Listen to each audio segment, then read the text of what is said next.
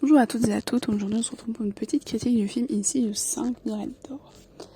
Alors que raconte Insidious 5 Red Door? En fait, le film prend les personnages qu'on a connus des deux premiers, ce ne sont pas des préquels comme le 3 et le 4, de Josh et de Dalton 10 ans après. Il faut savoir que à la fin du 2, en fait, Josh et Dalton se font hypnotiser pour qu'ils puissent oublier tout simplement qu'ils ont la capacité de voyager dans le lointain, qu'ils ont la capacité en fait de faire ce qu'on appelle un voyage astral, une projection astrale, sortir de leur corps en fait, pour naviguer vers une autre dimension plus démoniaque. Donc Dalton a bien grandi, il va à la faculté, il étudie l'art, et il est en conflit total avec son père. Donc Josh, qui lui a complètement perdu pied, a perdu sa maman, on n'est pas alcoolique ni rien, mais il a énormément de troubles de la mémoire, il se soupçonne lui-même d'avoir soit une tumeur, une maladie psychologique, psychiatrique, ou des maladies, tout simplement. Et il a divorcé notamment de sa femme. Donc vraiment, le film démarre comme étant un film très mélancolique, avec une famille complètement déchirée. Pas la famille qu'on a quittée, on va dire, dans les deux premiers films, on se demande pourquoi. En fait, on n'aura pas vraiment de réponse au pourquoi du comment. Très bizarre. Donc voilà. Et non, alors j'ai pas écrit cette critique-là parce que Insidious 5, en fait, en gros, on l'a voulu la faire coûte, c'est pas un mauvais film, c'est pas non plus un bon film, je trouve. Je vais vous expliquer pourquoi. Et parce que pour moi, écrire une critique sur ce film, ça en vaut pas, on va dire, la peine, je préfère vraiment le faire en réaction. Bref. Donc cette critique va être structurée tout bêtement en deux parties, j'ai envie de me la jouer cool. Donc une partie plutôt qui énonce bêtement les points positifs du film parce qu'il y en a, et les points négatifs. Voilà.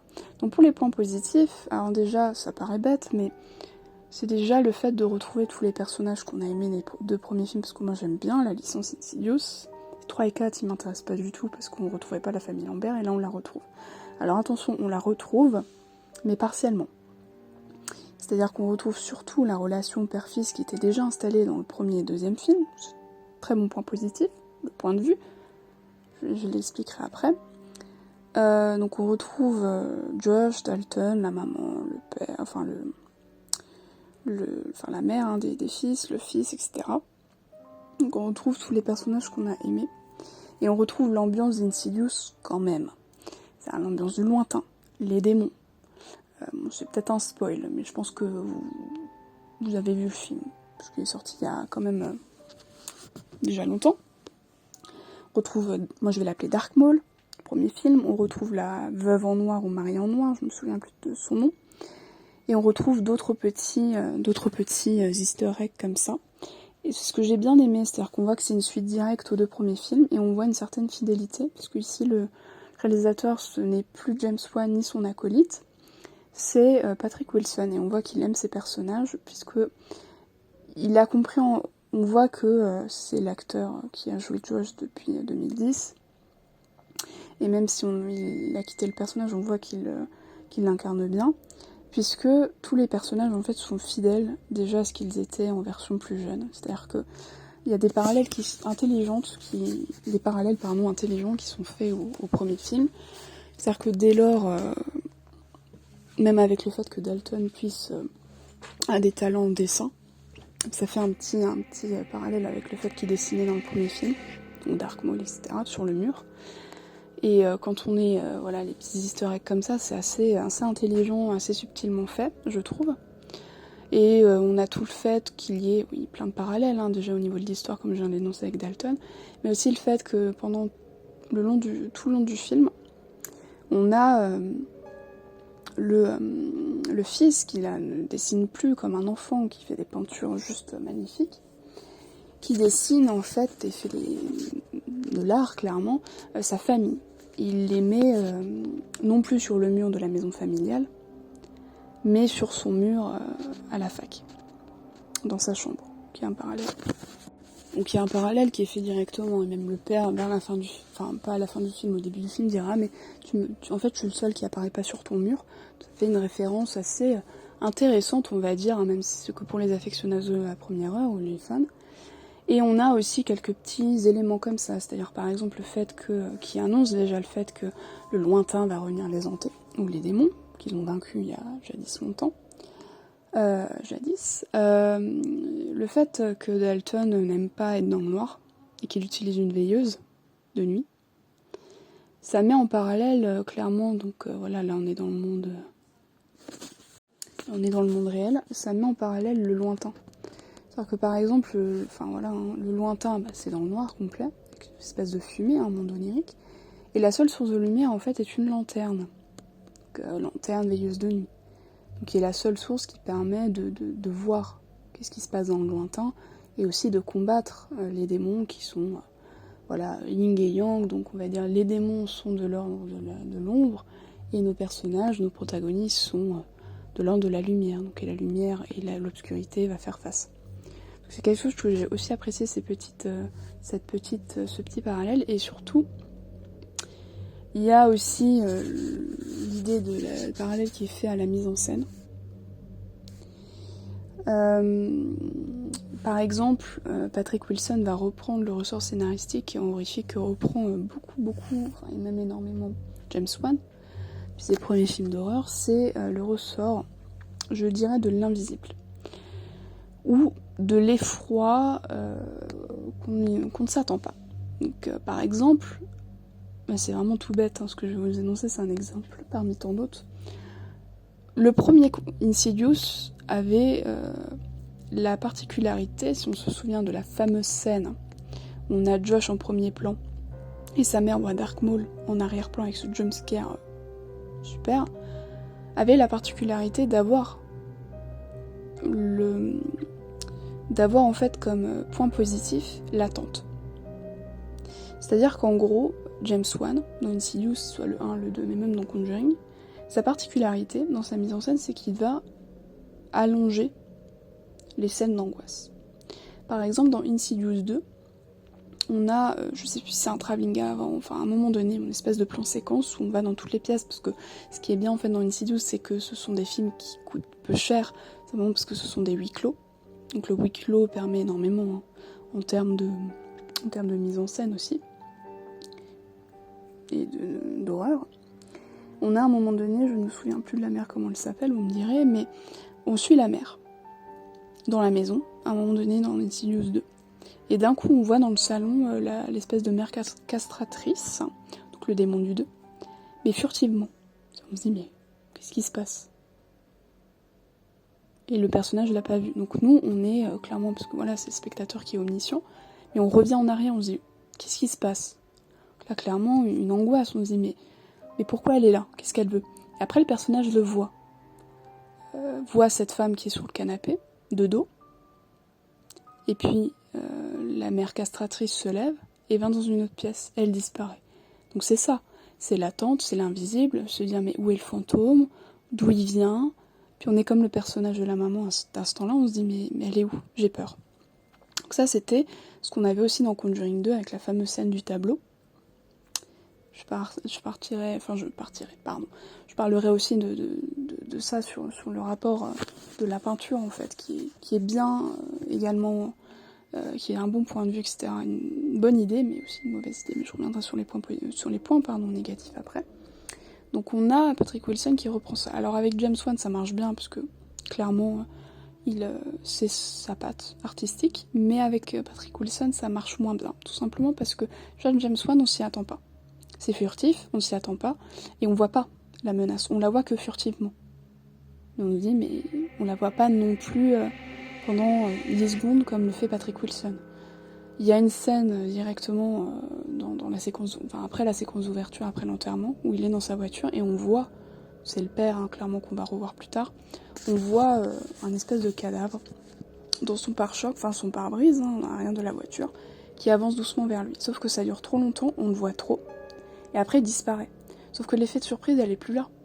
Tout simplement parce que chez James Wan, l'invisible, il est furtif, on le voit furtivement pendant 5 secondes et après il réapparaît autre part sans qu'on s'y attende. Sauf que là, on le voit directement, donc on sait qu'il va y avoir un jumpscare, on s'y attend. Et c'est pareil pour la même scène, en fait, clairement le même ressort, où Patrick Wilson, pour on va dire entraîner sa mémoire, ça c'était plutôt intelligente, la scène en fait était intelligente et aurait pu être bonne au niveau de l'horreur. Donc il a placardé en fait des images en carton, et sur ces images en carton, donc sur une de ses fenêtres en carreau, et sur ces images en fait, il a mis des membres de sa famille. Et c'est un peu les jeux des 7 familles. Donc il doit se dire, voilà, donc ça, ma mère elle est là, où est ma mère, etc. Et comme il a les deux portraits qui se ressemblent, voilà, la mère et la mère, et bah voilà, il gagne, etc. Et il y a le métronome. Donc il fait des mots, il fait tac, tac, tac, tac, le métronome, donc qui est ici remplacé par le chronomètre. Donc il doit se remémorer le plus rapidement possible. Bref, c'est un jeu de mémoire. Et quand il soulève un des cartons, on voit un cadavre dans le jardin. Sauf qu'évidemment, on s'attend à ce que ce cadavre arrive dans la cuisine, et c'est ce qui arrive. Donc il n'y a pas d'effet de surprise en fait. C'est bien dans le sens où on n'est pas dépaysé parce que ça reprend ce que faisait James Wan, mais en moins bien. Et c'est mieux quand il essaie c'est meilleur, pardon, quand il essaie de faire des choses à sa sauce. Il a la meilleure séquence du film, c'est la séquence où il passe l'IRM. C'est l'IRM en scanner.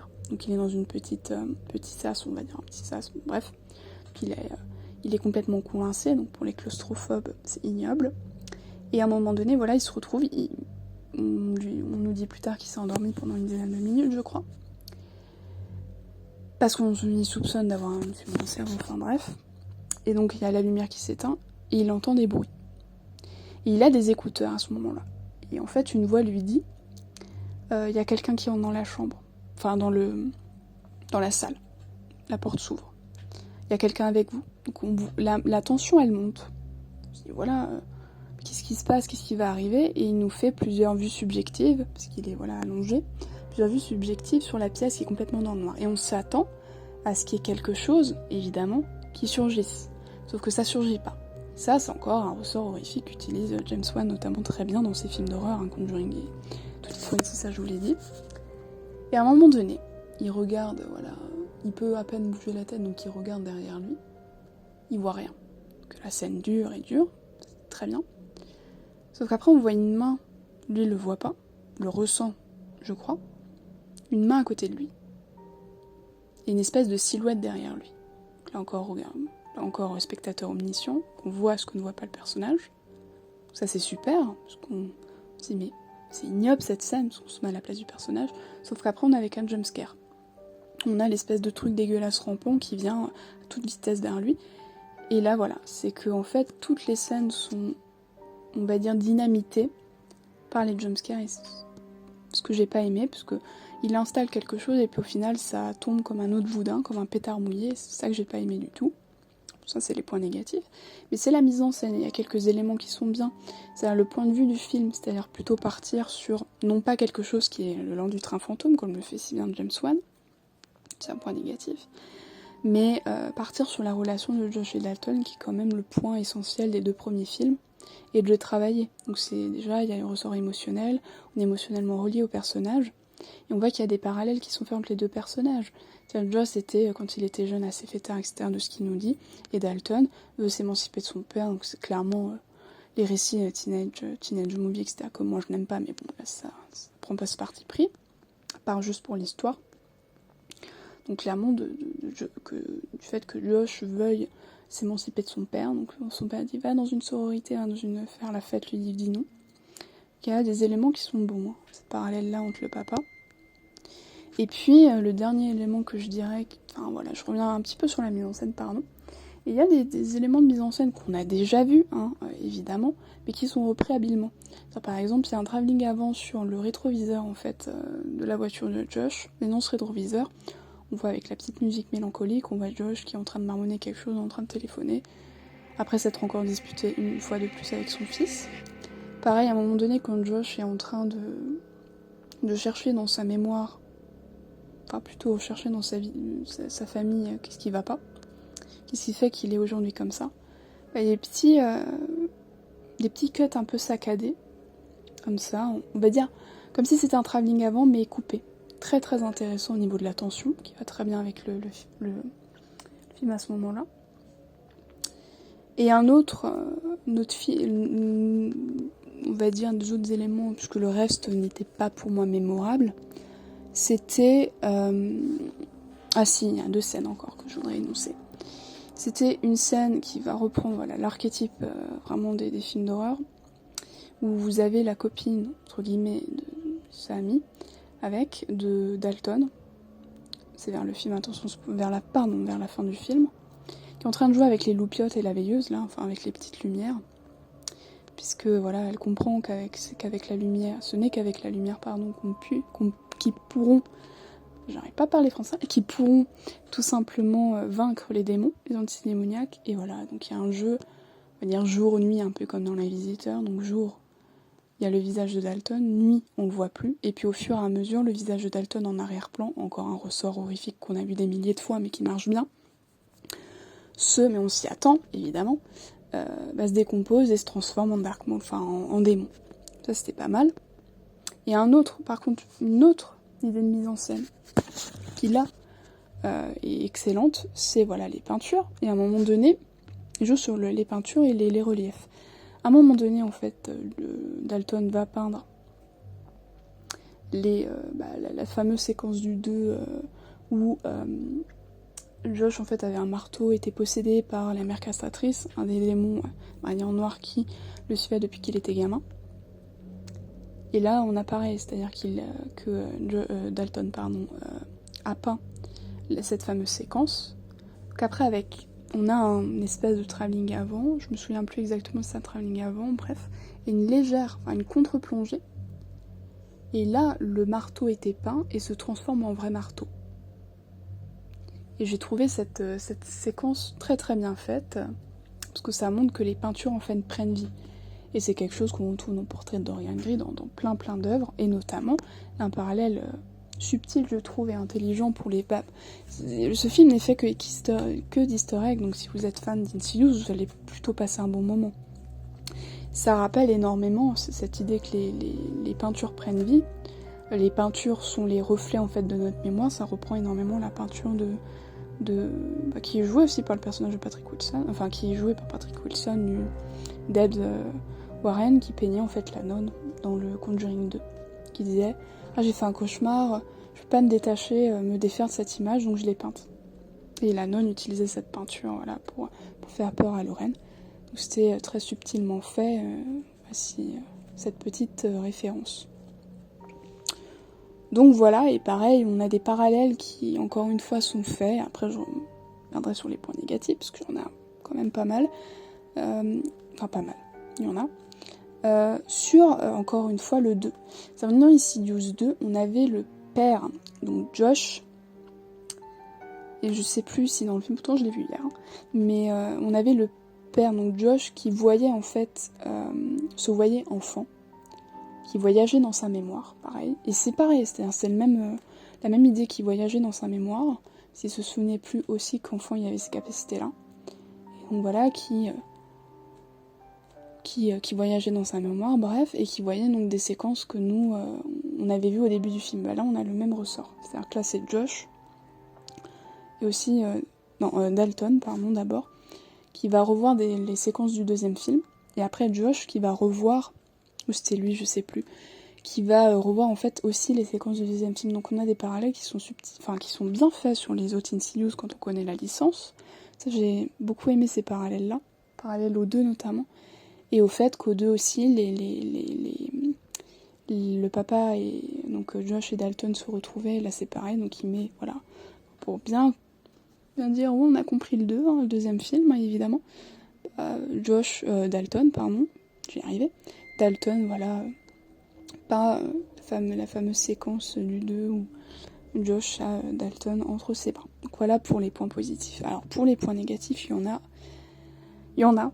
C'est-à-dire là, je parlais de la mise en scène dans la première partie qui était bonne en fait, qui est sympathique, sympatoche sans plus, qui fait le café, sauf que évidemment le point négatif c'est les séquences d'angoisse, il n'y en a pas.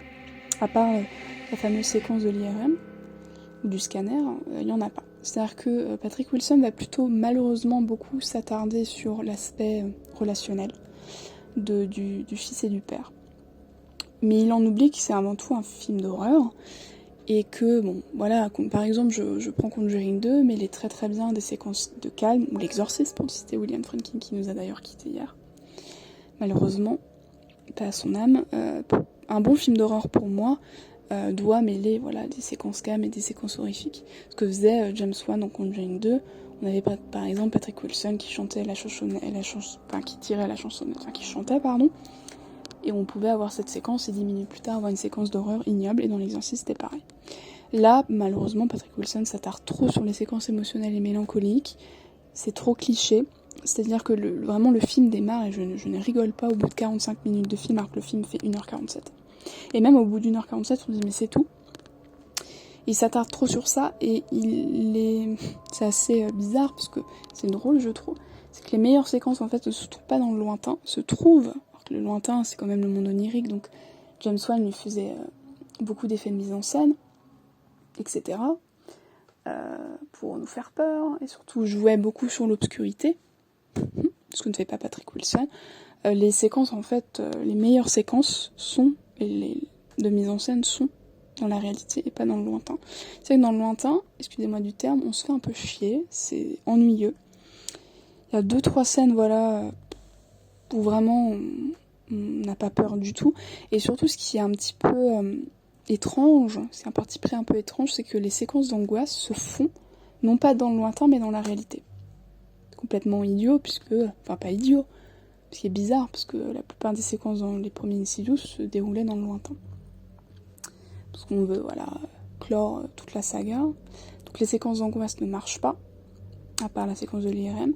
La mise en scène est faible, bonne, je dirais, sympathique, quand on est, plutôt quand on se trouve dans la réalité, mais faible quand on se trouve dans le lointain.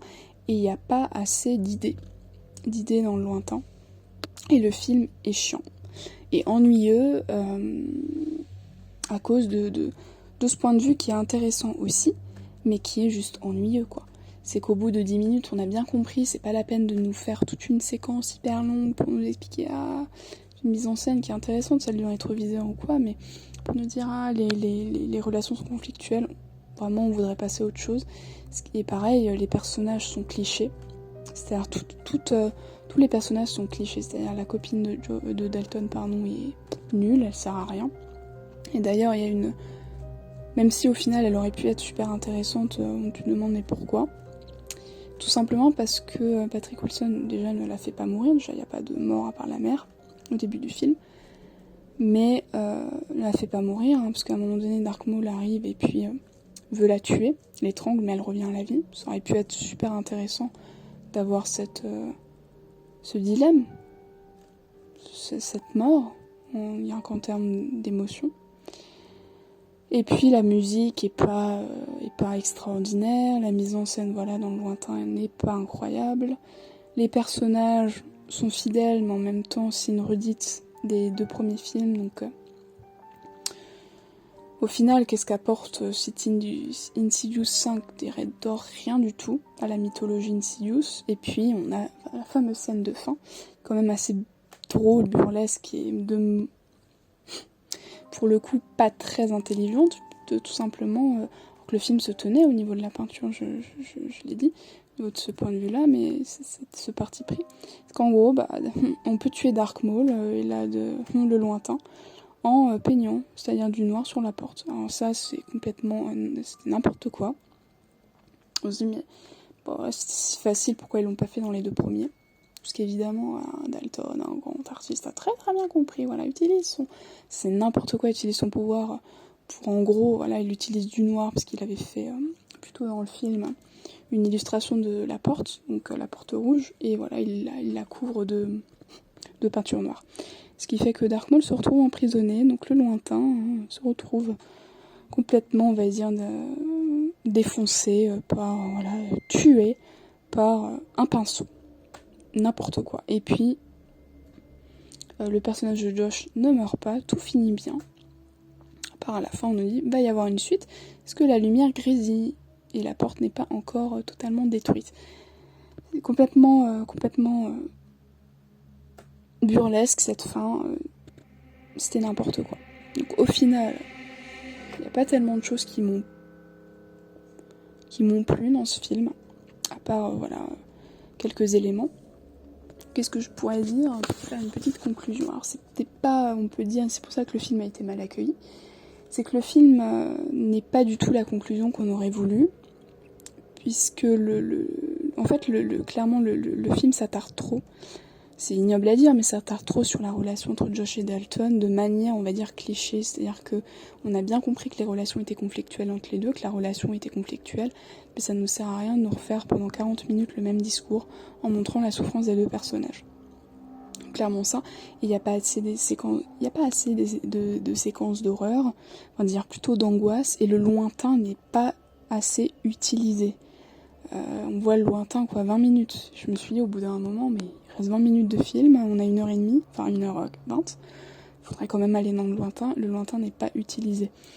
C'est pour ça que le film, Patrick Wilson vous laisse la jouer un petit peu plus film intimiste, film sur la famille. Et Insidious a toujours été un film sur la famille, comme les Conjuring en soi.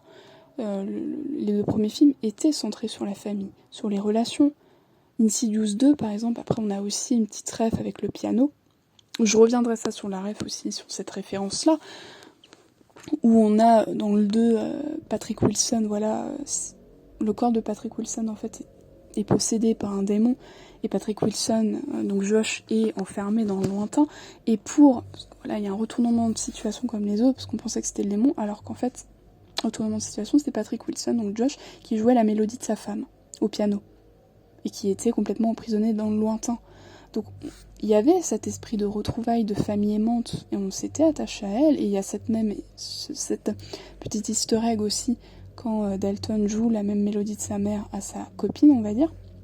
Donc clairement la famille a toujours été le centre du récit d'Insidious, sauf que là, ça s'attarde trop sur Josh, on va dire ça s'attarde beaucoup trop sur cette relation conflictuelle entre Josh et Dalton, en l'allongeant, en nous mettant plein de scènes clichés, et ça marche pas trop, parce qu'on voit pas trop d'alchimie, j'ai cette impression-là. Après, ça va en accord avec le récit. Puis on voit pas trop la famille, aussi déchirée, on voit pas trop les personnages, on voit pas vraiment l'impact aussi de tout ça. Et il n'y a pas vraiment d'impact, clairement, parce que Dalton, il n'a pas d'impact, on va dire, psychologique peut-être, mais pas d'impact physique.